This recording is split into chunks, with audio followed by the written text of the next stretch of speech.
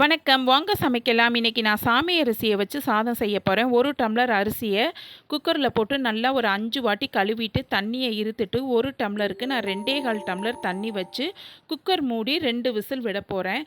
உங்களுக்கு இன்னும் கொஞ்சம் குழைய வேணும்னா, நீங்க 2 டம்ளர் தண்ணி கூட ஊத்திக்கலாம். 2 1/4 டம்ளர் ஊத்தும்போது நல்லா சாதம் உதிர் உதிரா வந்தது.